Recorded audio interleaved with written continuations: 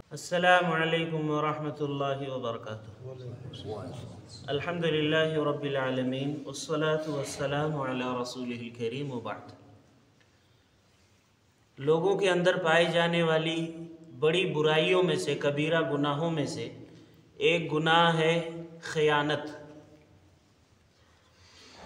خیانت یہ ایک ایسا گناہ ہے، ان گناہوں میں سے ہے جنہیں اللہ کے نبی صلی اللہ علیہ وسلم نے منافقین کی بڑی صفات اور بڑے گناہوں میں سے ایک گناہ بتلایا ہے۔ اللہ تعالیٰ نے بھی کئی بار قرآن مجید میں خیانت کے تعلق سے لوگوں کو تنبیہ کیا ہے۔ اللہ تعالیٰ نے ارشاد فرمایا وَلَا تَكُنْ لِلْخَائِنِينَ خَصِيمًا، آپ خیانت کرنے والوں کا ساتھ نہ دیں۔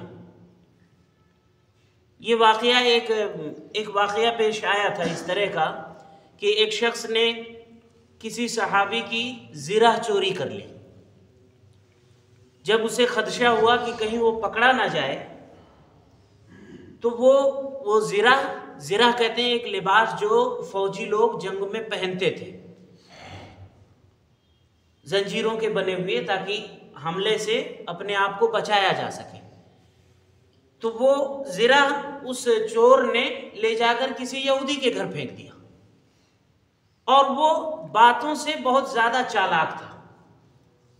وہ اور اس کے پورا قبیلہ یہ ثابت کرنے میں لگا رہا کہ اے محمد صلی اللہ علیہ وسلم، یہ زرہ اس یہودی نے ہی چرایا ہے۔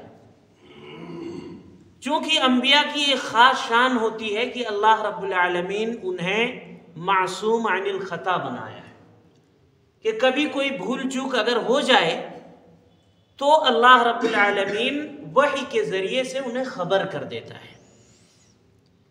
تو اللہ تعالیٰ نے اس موقع پر خبر کیا اور یہ آیت میں خطاب کیا کہ آپ خیانت کرنے والوں کا ساتھ نہ دیں۔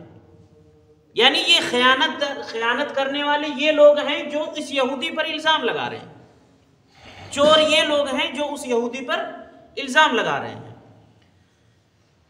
اللہ تعالیٰ نے قرآن مجید کی ایک دوسری آیت میں ارشاد فرمایا یا ایھا الذین آمنوا لا تخونوا اللہ والرسول وتخونوا اماناتکم وانتم تعلمون۔ اس آیت میں دو طرح کی خیانت کا تذکرہ ہے اور دونوں سے منع کیا گیا ہے۔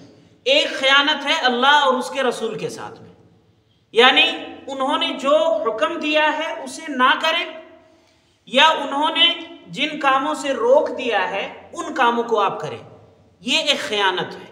اللہ اور اس کے رسول پر ایمان لے آنے کے بعد، ان کی کلمہ اور شہادت پڑھ لینے کے بعد میں ان کی باتوں کو نہ ماننا، یہ خیانت ہے۔ اور دوسری خیانت جس کا تذکرہ ہوا کہ اپنے مال میں، اپنی امانتوں میں تم خیانت نہ کرو۔ دونوں طرح کی خیانت سے اس آیت میں منع کیا گیا ہے۔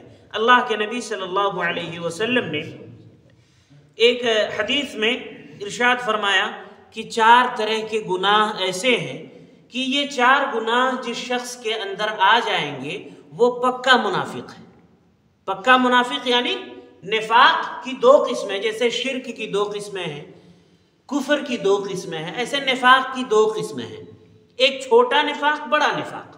بڑا نفاق جس کے اندر آ گیا وہ تو دائرہ اسلام سے خارج، وہ پکا منافق ایسا ہے کہ جو ہمیشہ جہنم میں رہے گا۔ یہاں جو بات چل رہی ہے نفاق اصغر کی، یعنی نفاق اصغر میں سے وہ سب سے اتم درجے کا، بڑے درجے کا وہ منافق ہے۔ وہ 4 گناہ آپ نے بتلایا کہ اگر ان میں سے کوئی ایک گناہ پایا گیا تو گویا اس کے اندر منافق کی ایک خصلت اور ایک عادت پائی گئی ہے۔ اور اس کے بعد آپ نے ان 4 میں سے ایک کو بتلایا اذا اؤتمن خان، جب اس کے پاس کوئی امانت رکھی جائے تو وہ خیانت کرے۔ امانت ایک یہ کہ اللہ اور اس کے رسول کی باتوں کو نہ ماننا، یہ خیانت۔ امانت ایک یہ بھی ہے کہ آپ کے پاس کوئی مال رکھ رہا ہے اور اس مال میں آپ دھوکے بازی سے کام لیں، اس میں آپ خیانت کر جائیں۔